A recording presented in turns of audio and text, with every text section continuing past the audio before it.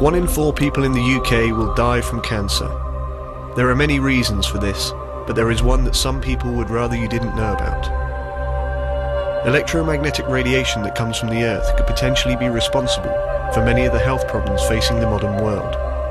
It is called geopathic stress, and its adverse health effects have largely been dismissed by modern science. But over the past century, we have gradually developed technologies that give off a similar radiation, a link that until now has never been established.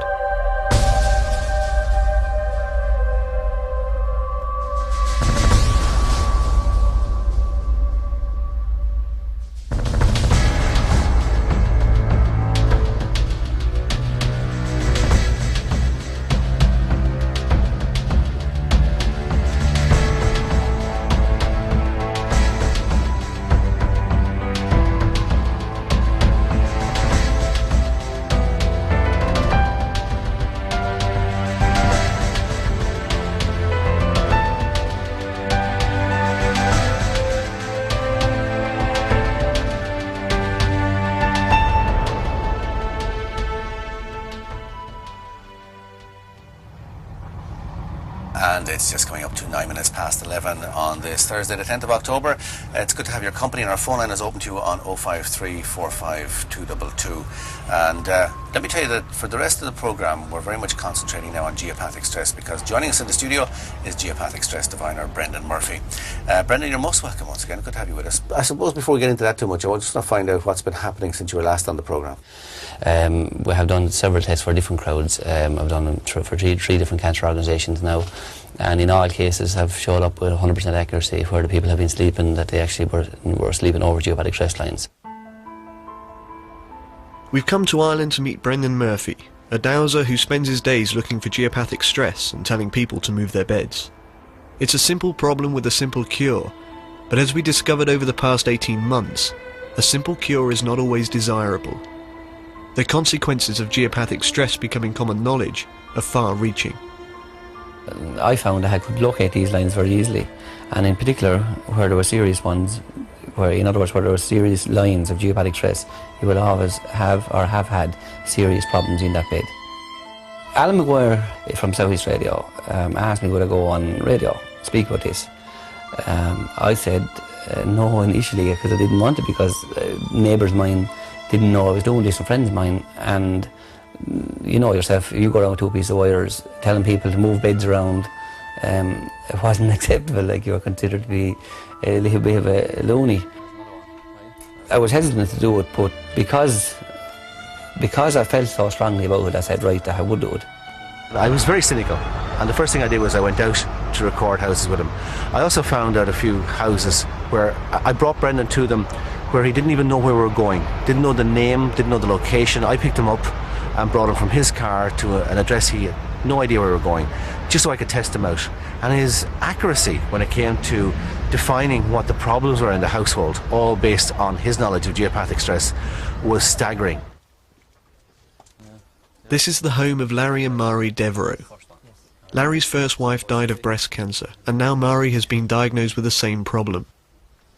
We followed Brendan to their house to see if geopathic stress could provide an explanation.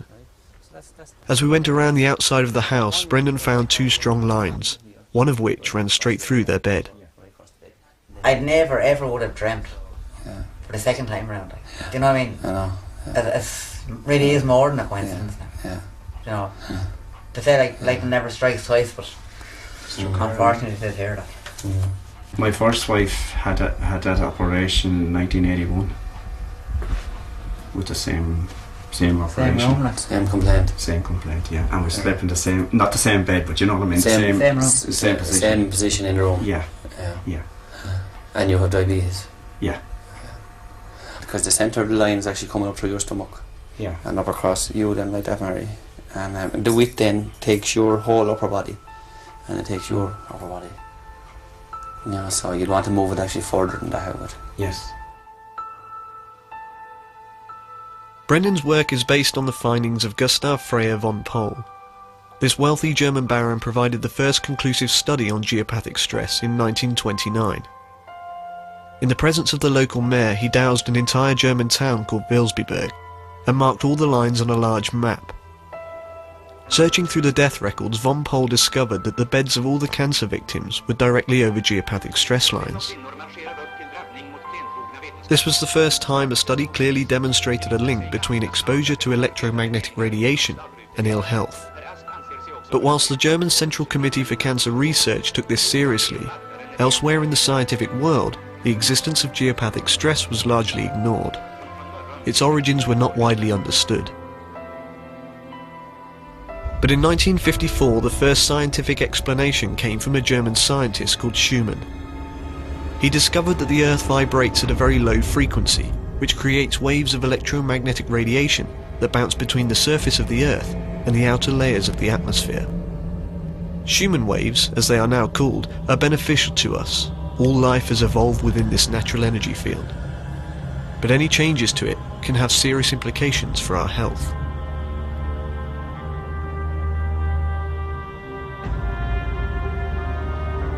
The primary cause of this are the thousands of underground streams that flow beneath the surface of the Earth. As the water flows in underground caverns, electrons are chipped off the water molecules, creating large and often powerful electric fields that radiate out into the atmosphere, changing or distorting the Schumann waves. And yet every day we go about our lives completely unaware of its existence.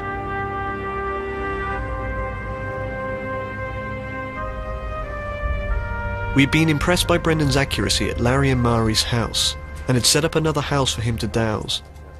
We felt that we had to test him, so neither of us knew anything about the house or the occupant. As before, Brendan began by dowsing from the outside.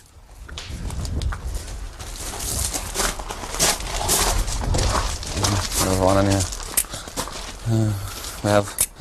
We have one line now going in there. Okay. So there's a geopathic stress line coming this way, down across here, going over and in that way. Okay.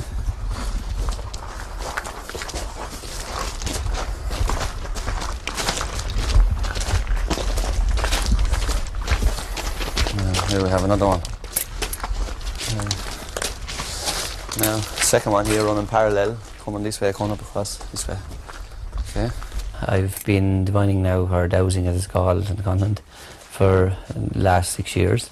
Yes, I've tested houses for a number of doctors. They all, well not all, most of them agree with what I'm doing and encourage you to continue doing it.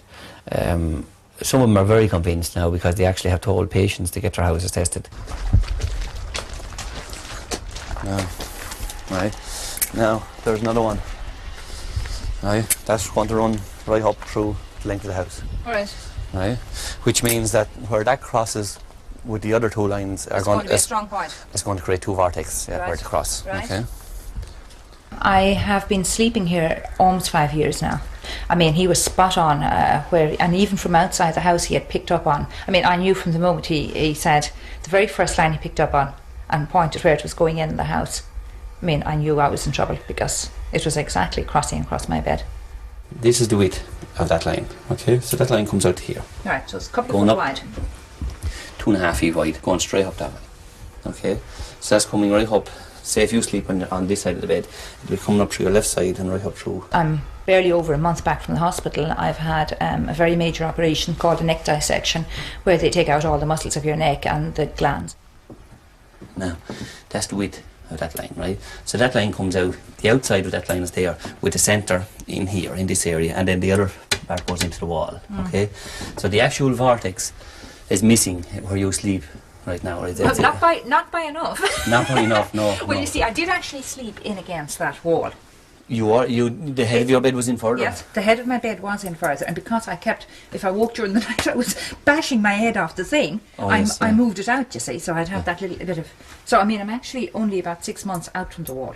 Right, and when you got sick, was your bed actually in against the wall? I'm possibly slightly safer now in the last 6 months where I was, but because the vortex is there, I mean, where that whole bed is not good.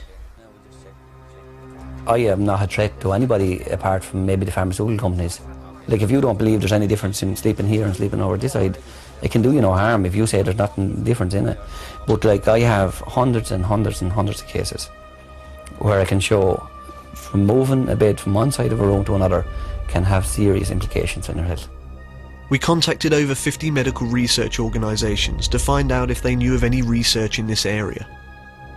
Of the 3 replies we received, none claimed to have heard of the subject, and one scientist in particular took the opportunity to tell us what she thought of geopathic stress and dowsing. Brendan also tried contacting many research groups. He sent case studies to the Irish Cancer Society, and after several months of waiting for a response, decided to phone them directly. I said to him, why had you not been in touch? I said that, I said, if you want to conduct any research in this area, I said, I'll willingly do any test that you want to do. I said, if you want to pick a house where somebody has cancer, don't tell me where it is, and don't tell me who has the cancer.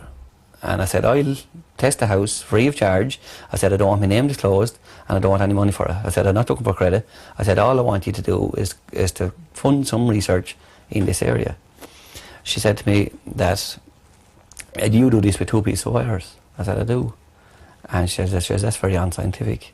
She said that this has to be proved by a panel of doctors, and she says, a panel of doctors are never going to prove that. Despite the lack of organisations willing to take this seriously, we found one exception. Brendan took us to meet Josephine Casey, founder of North Wexford Cancer Group. As one of Ireland's largest fundraisers for cancer research, Josephine has campaigned for further studies into geopathic stress, but to no avail. She first had her house tested as part of a live show for South East Radio. I was diagnosed with cancer in June 98. I had breast cancer, grade 3. It's a serious grade. It was at an advanced stage. When Alan McGuire contacted me, I had reservations. I said he's some kind of a quack. Now, I'd seen it done as a child for water, somebody diving for water, and I said, how can he possibly, how can there be a link, or how can he possibly tell? So when he did this house, okay, the lines weren't strong here, but when he went to my old house and he was just 100% accurate, I was left flabbergasted. And all I regretted was why the hell I hadn't got out of that house before then. A number of people on the road, or in the general area really, in a radius of a mile of my house, 18 had died from cancer. And in one house, there was 3 sisters who died with breast cancer over a period of 2 years, and 2 brothers died all within a 5-year period with cancer. That would be less than a mile from my old house, and to me that's a frightening statistic.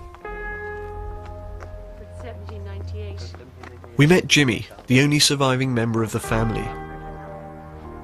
From outside the house, Brendan identified 2 strong areas of geopathic stress. It's impossible to say whether this was the cause of the deaths, but to us it seemed more than coincidence that all 5 people who died had slept over those 2 areas. The only person whose bed was not on a line was Jimmy's.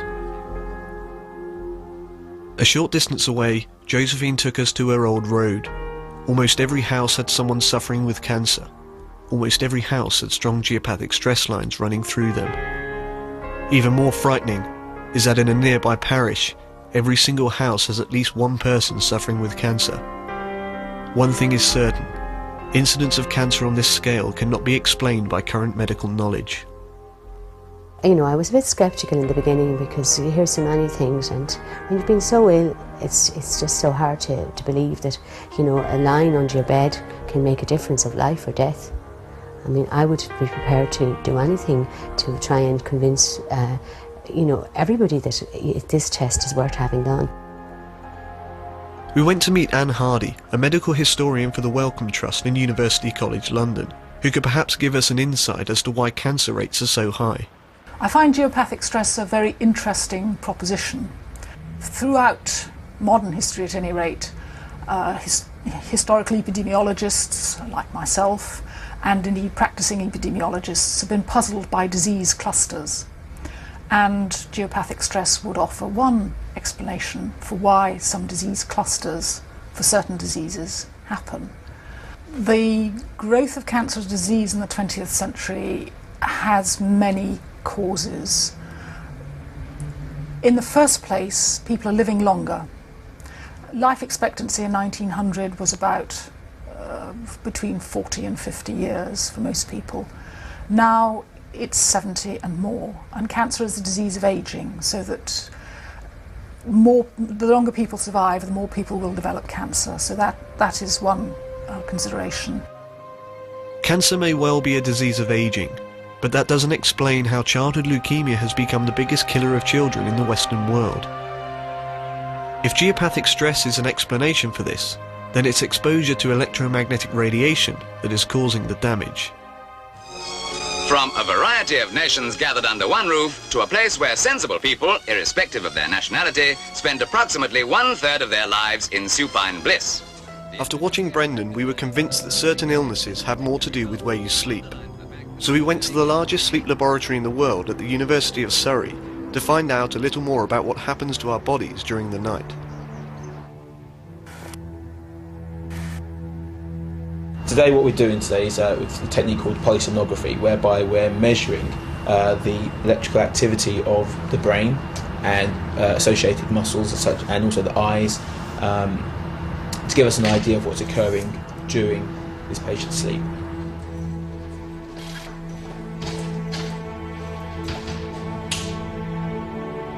The immune system, like every other system in the body, does require a period of recovery or rest, for want of a better term. And during the sleep phases, we know that the whole body as an organism would recover and would rest during that period.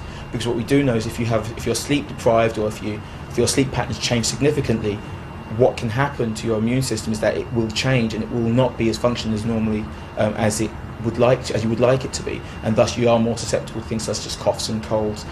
The problem is with sleep is that we know it's important, so we know that you must sleep. How much sleep you need is an individual thing. A lot of people have a different idea of how geopathic stress would affect the immune system.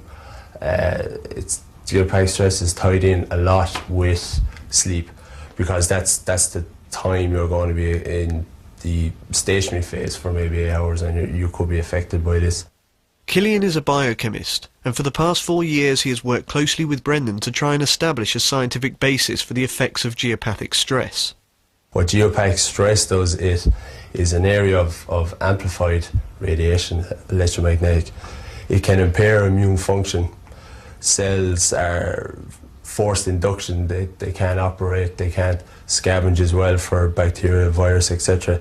It also can play roles in sleep patterns. It can upset brainwave function, and brain waves and hormone release are key factors in regulating and maintaining a proper immune system.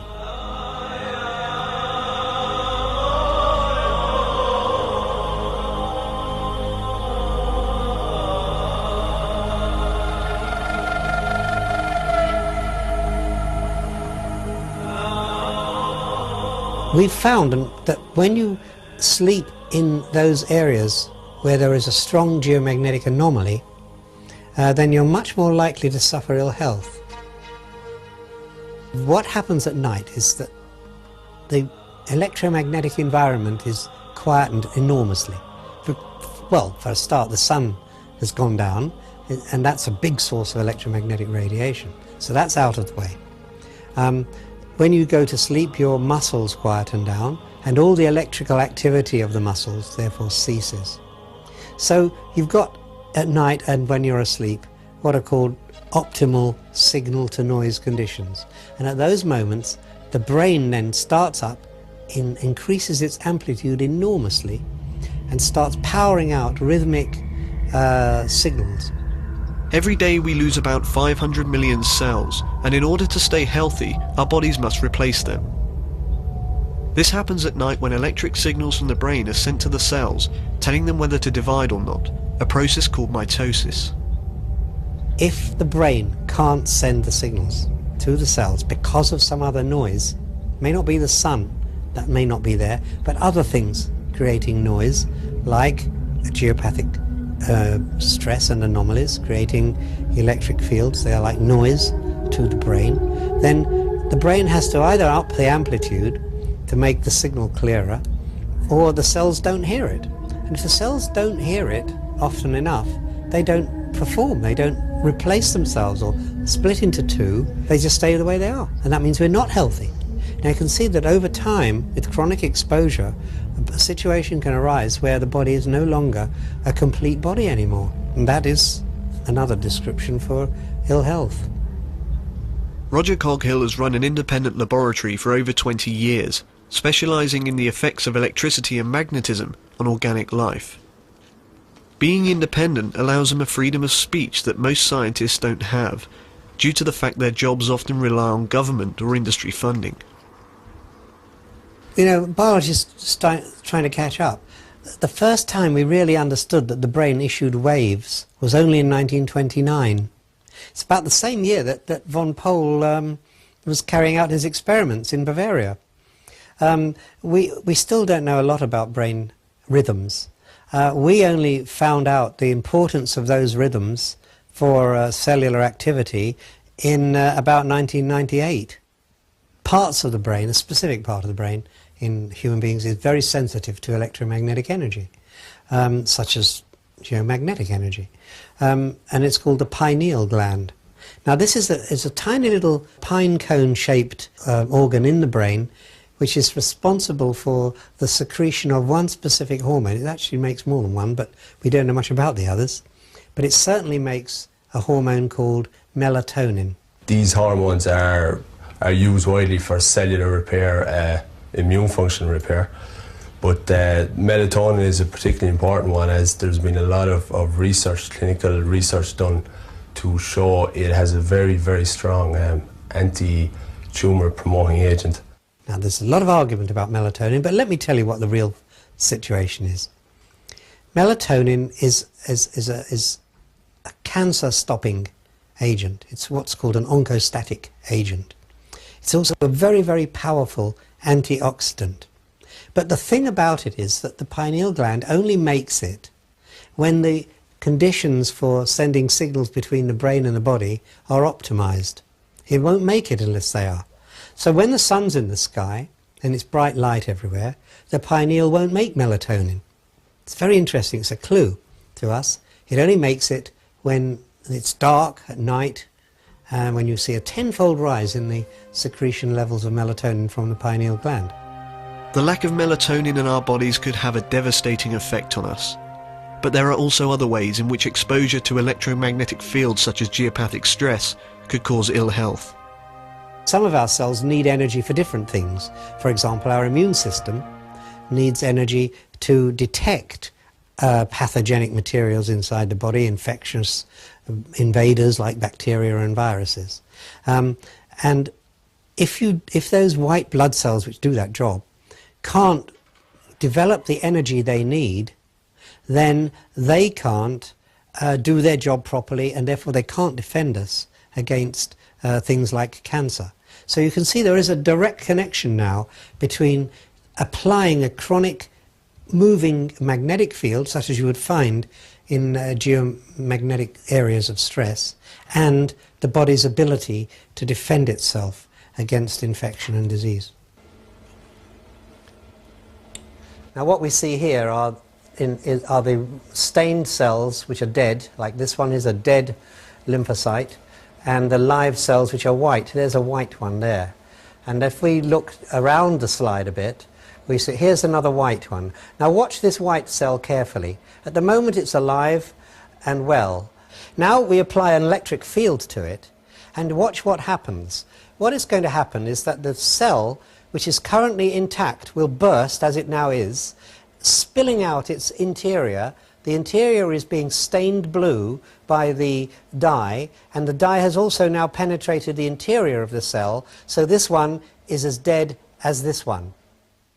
And what we're showing here on screen is the effect of an electric field in damaging the white blood cells of our immune system. With a damaged immune system, we're open to infection, to cancer, and to all kinds of ill health.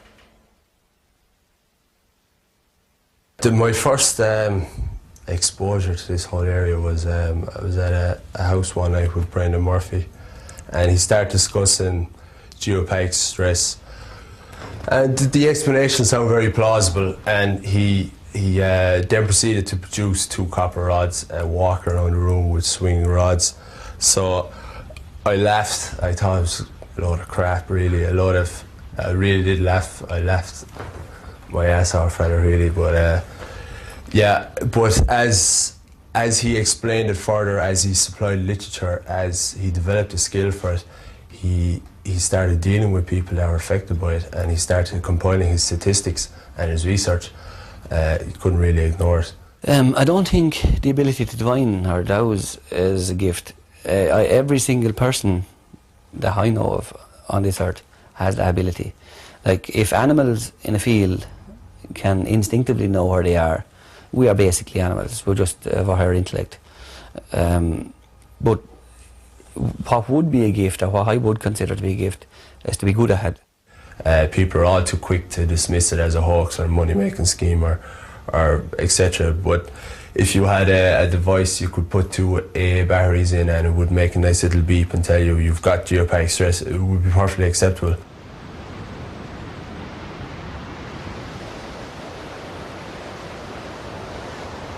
I probably knew a bit about it before I knew it was called GS. Really, I do a lot of work with ground investigation, and some of the drillers, the older drillers, actually use divining rods to find buried pipework or flowing water that we're trying to avoid when we're drilling. And certainly they would see it as an old skill that's been passed down through generations rather than a new age thing that we're all finding out about. And I hadn't questioned the validity of it during that work because they went and found the pipes and they were where the rods said that they would be. A lot of people I have discussed it with would be in the scientific community as such. I find a lot of people in the scientific community would automatically dismiss straight away. They are quite comfortable with the explanation of geopathic stress, the scientific, the EMF and so forth, so on. But it's the method of detection people have a problem with. A guy swinging two copper rods around is generally not acceptable to anyone who deems himself as a scientist or a boffin. Well, what we have now is an ordinary electrical cable such as you might use for a cable extension in your house. And you can see that as I bring the cable towards the screen of the probe, the value goes up substantially. And when I take it away again, it drops.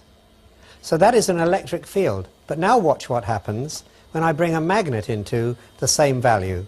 Now it's starting at 150, but as I bring the magnet down there, it's pushed the field strength right down to 50.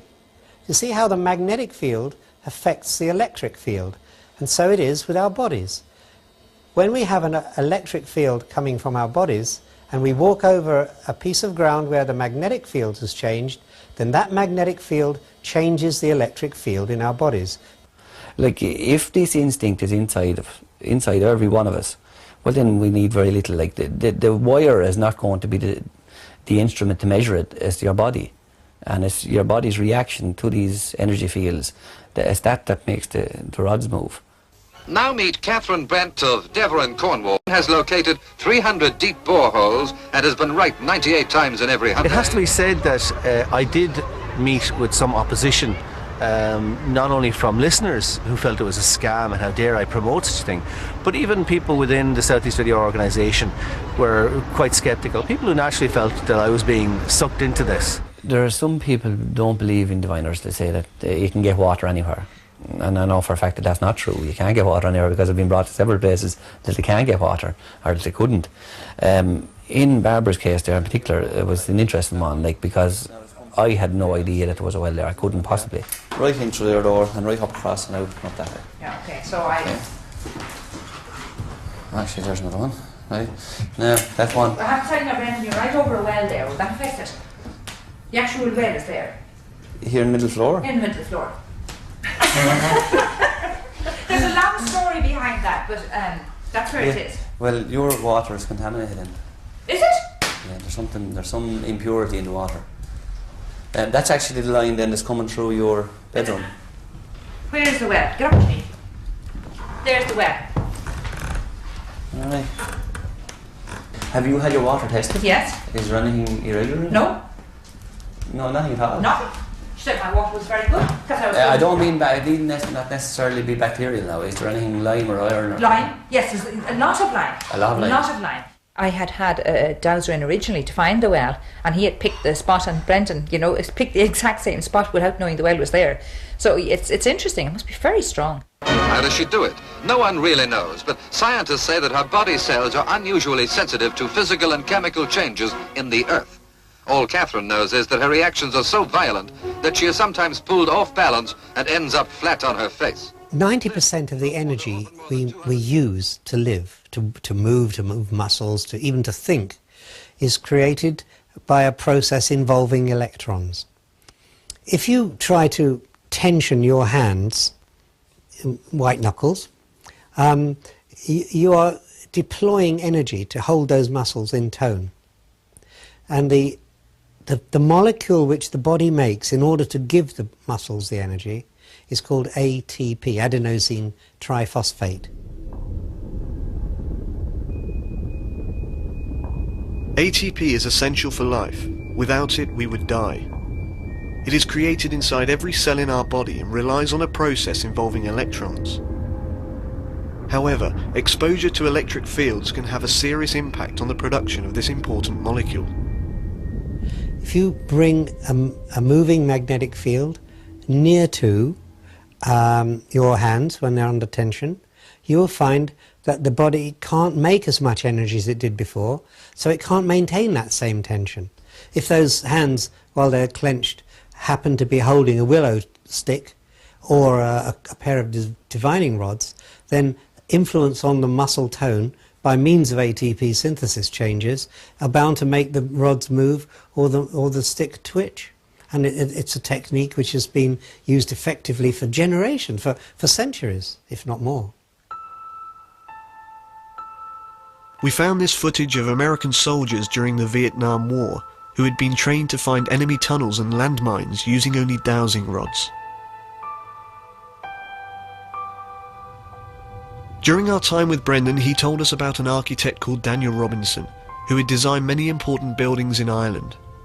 By pure chance, Brendan had tested one of them and noticed a strange effect happening. Whilst geopathic stress lines were heading towards the building, they would fade in strength and stop at the outside walls, starting again on the other side. We decided to visit one of the architect's buildings, Johnstown Castle, which now houses the Department for Agriculture, right next door to the Environmental Protection Agency. With no explanation as to why this effect was happening, we thought this would be an ideal opportunity to bring together science and intuition, so we invited Roger Coghill to Ireland to see if he could verify Brendan's findings scientifically. I've been telling people here, in particular around South East, but throughout Ireland, about geopathic stress, and without scientific proof of the existence of it in the first place and then the effect that it has on the body. And it's going to be great now to meet somebody at last that can scientifically prove what I have been claiming for years. These energies are invisible, and what we can't see, it's difficult to believe in. I've brought a geomagnetometer with me so we can underpin his findings with a scientific approach too. I'm sure that when Brendan and I have a chat, we'll soon find some common ground because of that scientific basis. Here we are. Look, I think I see him here. Let's see. Let's go and say hello. Hi. Roger. Is it Brendan? How nice to meet you. Pleasure to meet you. I've heard so much about you. Likewise. And I'm looking forward to hearing all you have to tell me, and perhaps telling you a few things too. Yeah, hopefully, yeah.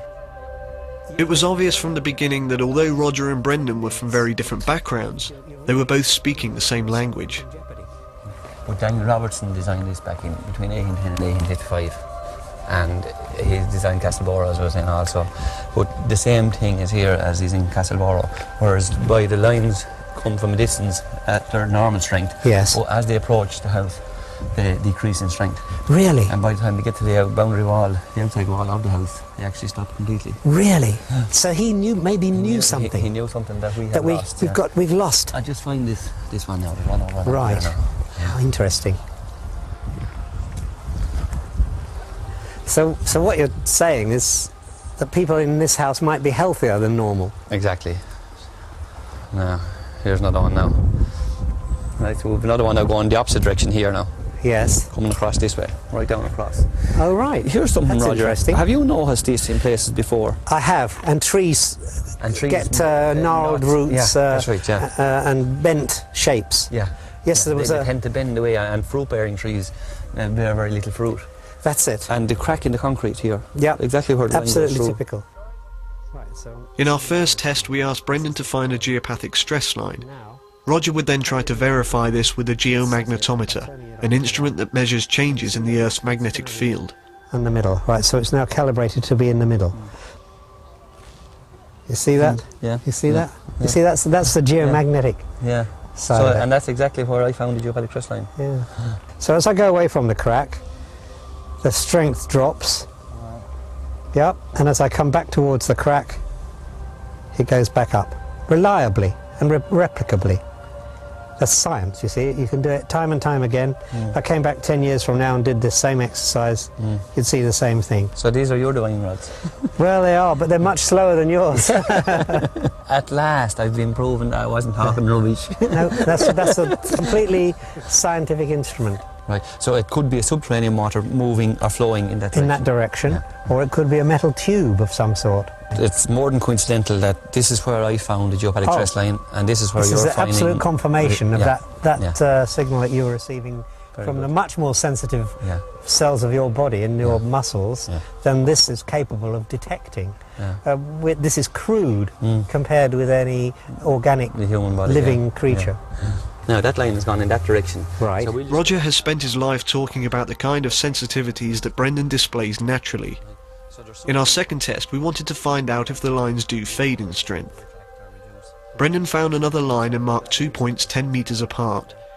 Roger then used the geomagnetometer to measure the difference between them. You can see how this is now going weaker and weaker. See how it's coming? It's coming down. It's coming down. And as we get towards the point where we agreed to measure it, you can see it's dropped down. Straight down. It's gone down to, it's done about half the whole scale. That's effectively 2,500 nanotesla over a 10-meter distance. And to put that into context, that is about 5% of the Earth's geomagnetic field in 10 meters, which is astonishing. Yeah. So by the time then it reaches the house, theoretically it should be completely gone. Well, it'll certainly drop a lot more. So what you're saying then is what I have been saying is right, that there is something in the earth here, or some means by which they have actually reduced the strength of the field as they actually approach the house. You very rarely see a drop of that magnitude over such a short distance. And do you have any theories as to the possible explanation for what? One magnetic field can alter another one and nullify it. So if, for example, there was a big magnet, a big piece of iron under the ground there, near the building, then that would have the effect of progressively weakening the field as things got nearer to it. Although time was against us, we went to Castle Borough, another building designed by the same architect as Johnstown Castle. We asked Roger to carry out the same tests and found the results were identical. Not only had we proved that Brendan was detecting a signal with the dowsing rods, we'd also shown that geopathic stress was known about many years ago. This offered us a tantalizing view as to what our ancestors really knew about geopathic stress and how they avoided it. I believe that all the materials in the world are there for us to solve certain problems, and certainly in the past they would have been more in tune with which ones did which job. And it doesn't surprise me at all that back in time, if you were building a fairly impressive house, that you would go to all lengths to make it safe and secure. There was a controlled operation to stop the stress reaching the house at Castleborough, and I think it would be fascinating to find out what was done, what kind of barrier or material was put in to actually stop this radiation getting to the house on all sides. Castleborough was built in 1840 for a wealthy landowner who had connections with Buckingham Palace, and whether it's a coincidence or not, the former owner of Castleborough, Lady Carew, lived to over 100 years of age. I have every confidence that what he found was absolute.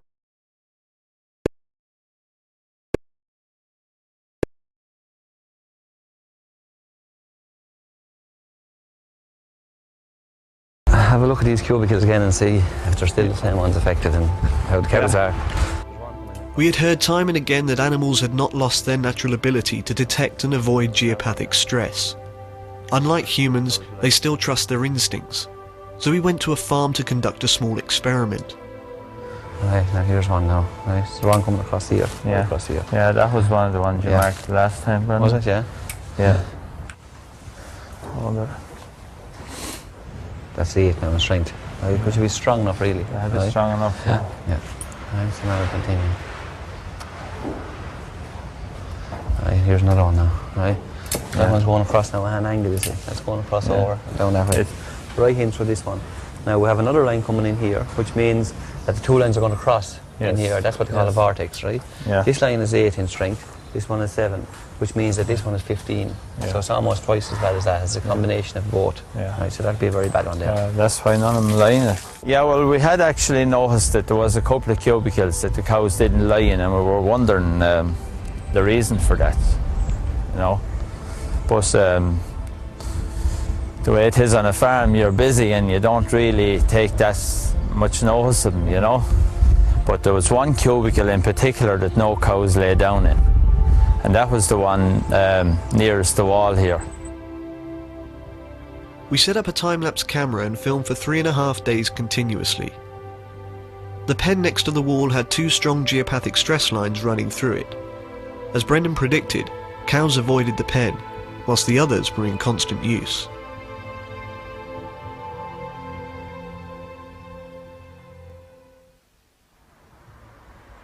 And a very good morning to you. Welcome to Regional Express on Southeast Radio for Monday the 20th of January. A very special programme for you this morning. I'll be looking forward to your phone calls on 053 45222 because we'll be joined in the studio by Brendan Murphy, Geopathic Stress Diviner, and he has a very special guest in the studio with him, a scientist who can back up what he's been saying for years about geopathic stress and its negative effect on our health. You set up an independent research laboratory. Would that be unusual in the UK?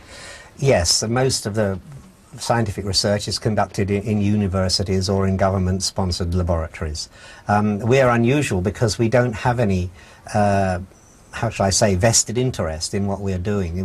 It's a pure science research, and we don't have any fear of reporting adverse or healthy effects from devices. And if there is no harm in a particular kind of exposure, we'll say so. So by implication, are you suggesting that those laboratories and universities and those perhaps sponsored laboratories are by their nature bringing out tainted information? You'd think that science wasn't that like that. You'd think that science was simple reporting of the facts, and that's how it should be, of course. But believe me, science is just as political as politics itself today. And I have to say that when 80% of the research in our particular field is funded by the power utilities or by the mobile telecommunications industry, then it's not surprising for me to voice an opinion that suggests that maybe some of those results were quite pleasing to the people who put the money up. I mean, we've had geologists in the past before who have come on to vouch for what Brendan is saying, but to actually have a scientist from an independent research laboratory with many years' experience in dealing in this and related areas meant that the huge level of credibility attached to what Brendan is saying. Hear that? Hear that?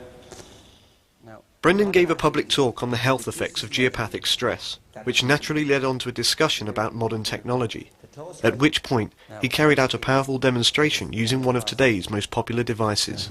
What effect does a mobile phone have? Mobile phones are very controversial. Does anybody have a mobile phone? Anyone? Yeah. Give me your phone there. Will you just come up here for a second? I'll just show you something. Yeah. Yeah, it's alright. Okay. Now, will you ring some... Huh? Ring a message minder. Yeah, ring a message minder. Yeah, just one second monitor. And now, there's no sound off this now as it is, right? No, it's alright, just a little bit. Now, you put that to your ear now, right? Are you using that now, yeah? Is it on? Now, hear that? Now that's gone off the scale, right? And that's going straight through his head, right? Okay, now, okay. Now, this is like I was saying, okay, now, thanks. Now, just to demonstrate, right?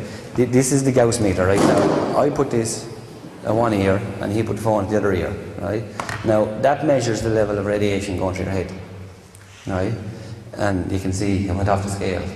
Geomagnetic stress ought to relate to the magnetic fields coming from the Earth, but in the last century or two we've gradually developed artificial electric and magnetic fields. Every time you switch on a kettle, you create a very big magnetic field.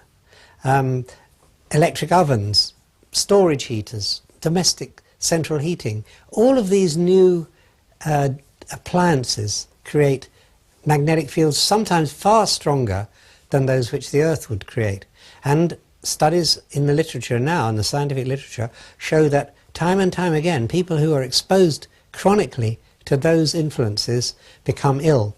These mobile phones, computers, VDUs, power hay cables, they all have electrical currents, they all produce electromagnetic fields, very strong. So basically what geopathic stress is just a natural form of this. The kind of environmental change that has come about in the 20th century with the introduction of the electricity industry, with the introduction of radio and television and sound waves and so on, the impact of that is much more difficult to measure.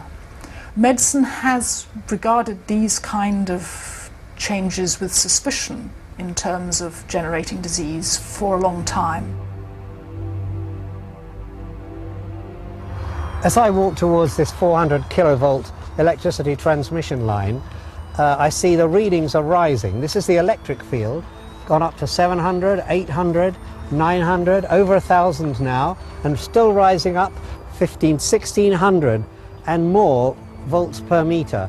And here it's really nearly off the scale. It is off the scale.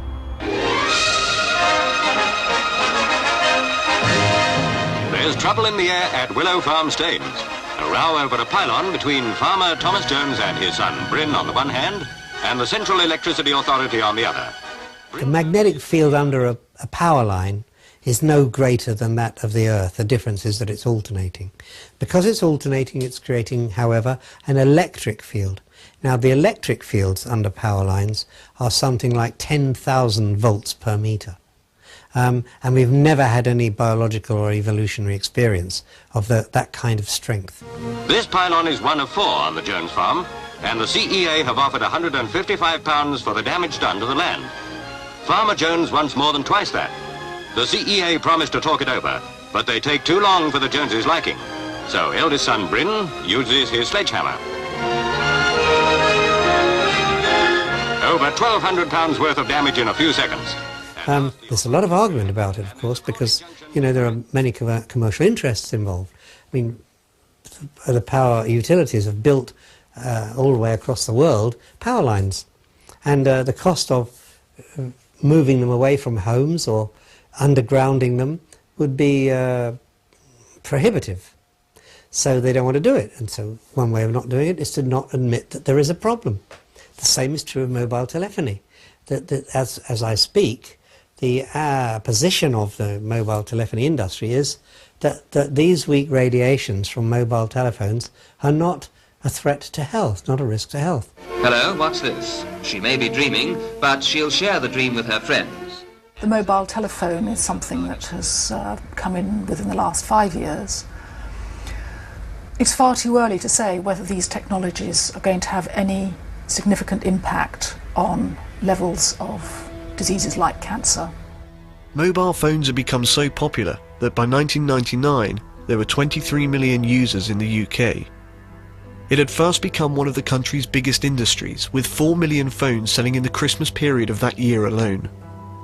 But public concern about long-term health effects began to increase, so in response the British government commissioned a study into the health effects of this new technology. They're the new must-have accessory in the playground. The latest research shows that it's primary school-age children who are the fastest-growing market for mobile phones.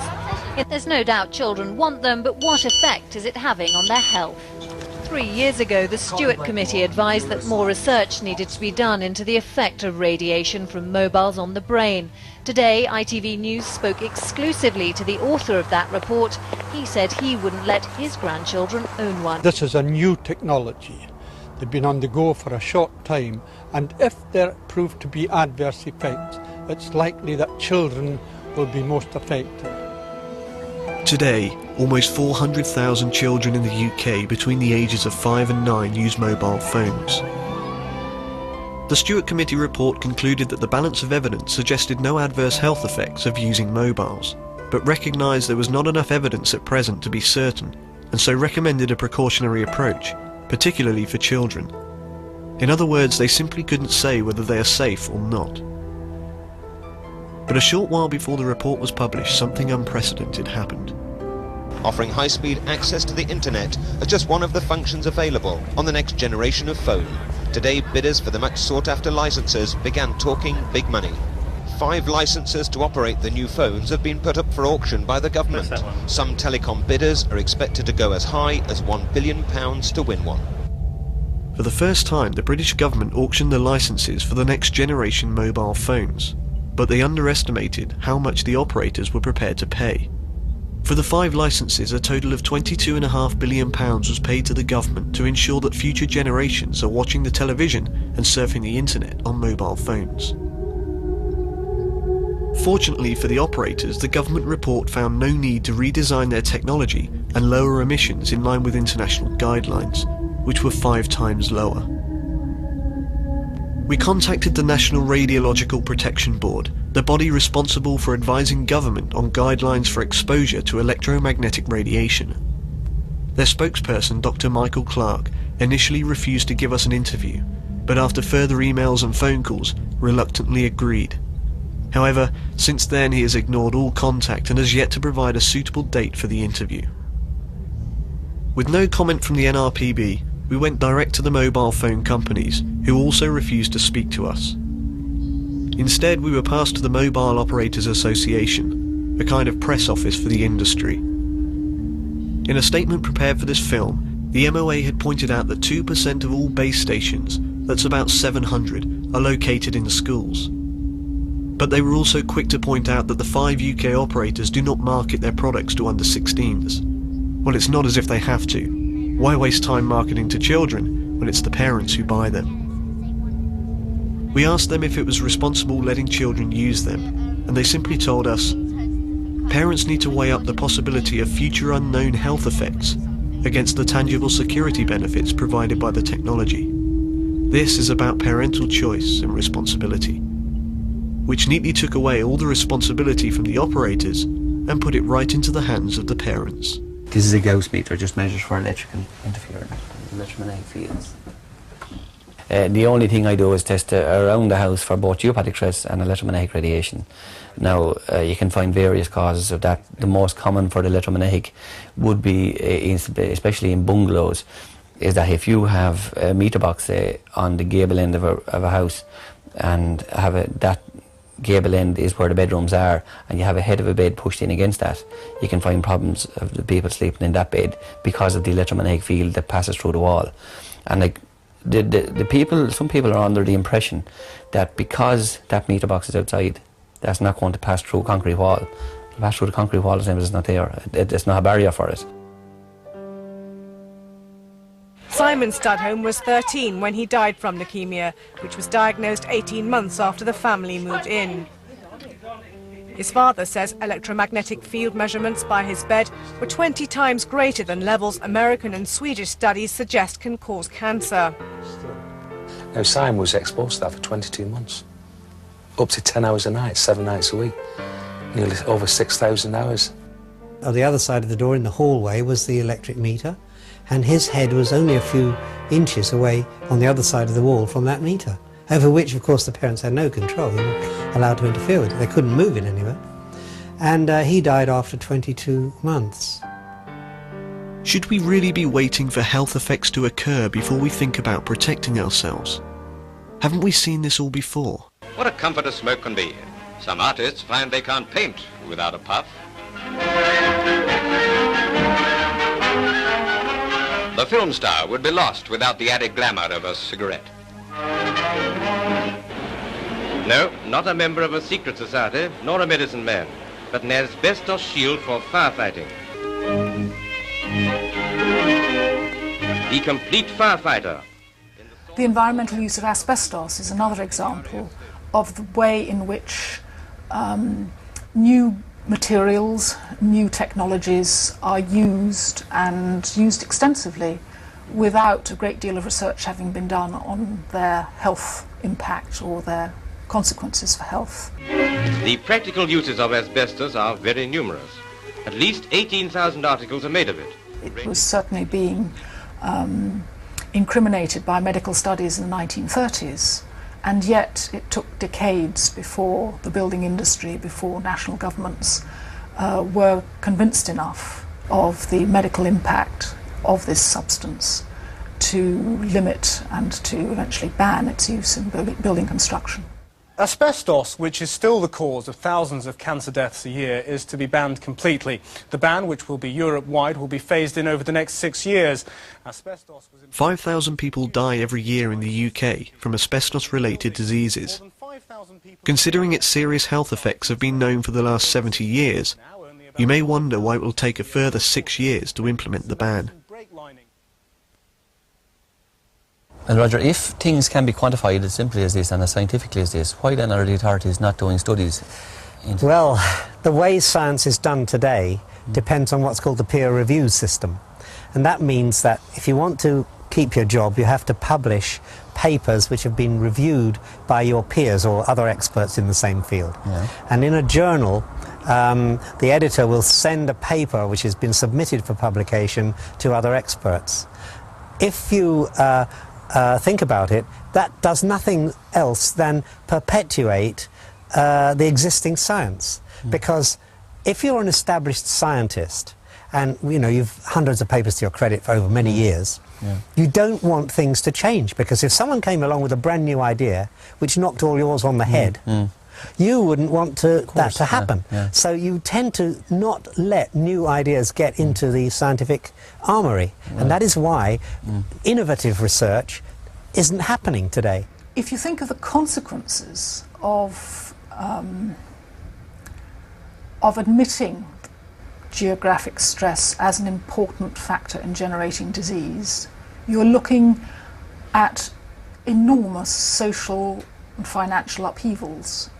It could mean restructuring whole cities. It could mean lawsuits against developers for building housing estates on geopathic stress lines. It could mean an extraordinary social revolution in many respects. And I would imagine that it's a consciousness of those kind of pressures which might well keep science from wanting to investigate it as fully as it might deserve investigation. You know, it was much better in the 1700s. The man who discovered the circulation of blood around our veins and arteries was a man called William Harvey. He was a doctor. And when he came out with this idea that blood actually moves around the body, everyone thought he was completely mad. And it took some years before they finally accepted he was right. In those days, it took a few years. Today, it can take decades for a scientific idea to get credibility. The ozone depletion idea took 15 years before it was finally accepted. Despite the serious effects of geopathic stress, we found few people who were willing to take it seriously. However, here at Monart House, an architect was incorporating the knowledge of geopathic stress lines in a new development. What we're doing here is a project for they're building a new hotel here, and it's going to be a health farm. And what they want to do first, before they actually plan the actual positioning of the hotel, they want the site surveyed for the presence of geopathic stress. Now, in that means we have a little over 7 acres to actually test for any geopathic stress lines. We have to mark them all, then we'll have an engineer out, and he'll actually map them, digitally map them onto an ordnance survey map, so it'll have a permanent record of where they are. We purchased this property a few months ago, and the idea is to build a hotel here on the site. It's 119 acres and some woodland, so we're trying to do a health type hotel and fitness and wellness. we consulted our architects who talked to me about geopathic stress. Now, I know absolutely nothing about geopathic stress. I still don't, and don't fully understand it. But on the advice of our architect, we decided we'd have it divine for geopathic stress.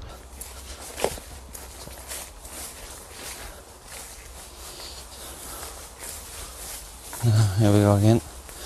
Right in the bank. Right down along here. You can actually see examples now of different types of trees that don't like geopathic stress. That's one of them. Look, you can see the twists and the formation of the trunk where it's growing, fungus growing on the tree. It actually bends to try to get away from the stress. Well, I didn't know about Brendan, quite frankly, until I heard it from the architect. We've hired an architectural firm from Wexford called Design Unlimited, and Stephen Carr is a principal in there, and it was he who first told us about Brendan and explained some of the background. Well, when we started on Monart, it was a very large project. It was to be very environmentally sensitive with regard to its design and its circulation through the existing woods and gardens. And I thought that if we're doing such a new project from start, such a large project, that we would discuss it with Brendan and see where geopathic lines lay, and if possible, design around them. So the areas that we were going to build the project in, I wanted him to find out where the geopathic stress lines were. So he did that, and we had the lines then surveyed and put onto an overall survey plan. When we first walked the site and seen, we had a good idea where we were going to build the leisure and the spa facilities and the bedrooms. But when we had the site surveyed and doused for the lines, we realised that where we were intending to put a lot of the bedrooms, there was some very, very strong major lines in that area. So we had to rethink about it and actually position them in an area that we were going to put some bedrooms, but we ended up putting all the bedrooms because there's really only 2 lines there, and it's very easy to design the project around them. I accept what I've heard from anecdotal evidence that this works, and that, you know, geopathic stress is a phenomenon that I certainly wasn't aware of. The general public don't seem to be aware of it, and obviously if there's some good in it, we want to obviously see that works, and from what I hear of it so far, I'm interested and I want to see how it'll work for us and our family, and we want to certainly bring it into our business through this new development. It's good to know these, and at the very least, if we design around them, it's not causing us any expense or any other problems with construction. It's just a matter of knowing it's there and working with it. If it can keep us healthy and save our lives, what's the problem? I think what's intriguing about the whole area of geopathic stress is its simplicity, and that's where people have a problem with it. The simple answer is not the answer that a lot of people look for. If it costs thousands of euro and thousands of pounds, whatever currency you're using, if it requires hardship like chemotherapy, then that must be the right answer. The fact that someone can say to you, look, move your bed from that side of the room to the other and it will help, or because you're sleeping in that area for years, that's why you've got this problem. It's too simple to them, and that's one of the barriers we have to overcome. I discussed it with the consultant that I'm under, one of the most eminent consultants in the UK, I'd say, Great Britain, and no, he wouldn't listen to it. He said, you know, there's no research to back it up, to prove it. And if that was the case, there's somebody with 2 rods who could cure everybody. I have nothing to hide. Like, I'm willing to go anywhere to show any test. But one thing I would say to him is how do they sleep at night? Because there's definitely something wrong somewhere. Like, if they are aware of geopathic stress and have withheld that information, and the number of people that I see that are dying because of geopathic stress, I just don't know how they could sleep at night time. Brendan's work, reading some of his clients, his research, his statistics are proof alone. Basically, you can't ignore it, that geopathic stress is a very, very important factor, a causative agent in a lot of diseases and a lot of ill health. I think we've lost a lot of touch with the natural frequencies that we are operating in, and with mobile phones and all these other interferences, our bodies haven't the chance to know what natural frequency is anymore. It's not a big hardship. Just by moving your clock radio a metre further away from you, you take away an important source of nocturnal field emission. And it doesn't take a lot to so organise your bedroom that you're placing your bed in in the safest place from the point of view not only of the geomagnetic influences from underneath the Earth, but of the artificial geomagnetic influences from domestic electric appliances such as we use ubiquitously. I've been through cancer, so I know what I'm talking about. It's more important to prevent an illness than trying to cure it when you have it. Pounds were always paid for cure, where halfpence were grudged to prevent. And to a certain extent, humans don't change. And humans, probably for most of history, have only started worrying about illness once they started feeling ill. Look at what we're taking on. Basically we're taking on the pharmaceutical companies. And in my opinion, they just have too much power and too much influence. Because to get any scientific studies done or passed, you need doctors involved, you need the medical community. How do you get those involved if your pharmaceutical companies telling them what to do? There are plenty of things that could be done to minimise exposure, but the biggest challenge is to get the power utilities and the regional electricity companies to accept that they have a problem. And like the mobile phone industry and the military, they are simply in a state of denial, which is of course against the public interest. We've come from an Earth mystery to a technological nightmare. And with billions of dollars at stake, admitting that geopathic stress is a problem would also be an admission that perhaps modern technology is killing us. People stare at the makeup on his face, laughed at his long black hair, his animal grace. The boy in the bright blue jeans jumped up on the stage. Our lady Stardust sang the songs of darkness and disgrace, and he was all right. The band was all together. Yes, he was all right. The song went on forever. He was awful nice, really quite out of sight. He sang all night long. The femme fatales emerged from shadows to watch this creature fair. Boys stood up on their chairs to make their point of view.